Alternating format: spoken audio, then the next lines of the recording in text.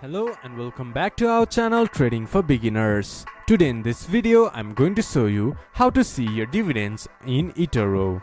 To do so, follow some simple steps with me. First of all, open your Etoro application or go to Etoro website from your browser. Then this type of interface will appear in your screen once you have logged into your account. Then from the left side of the screen you can see Portfolio. Click on it. Then click to this drop down menu of My Portfolio. There you can see History option. Click on it. Then from here you can see dividends.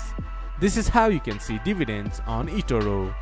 This much for today's video. If you guys find our video helpful, please leave a like and comment. And do not forget to subscribe our channel and hit the bell icon. I'll see you guys again in our next video. Thank you for watching.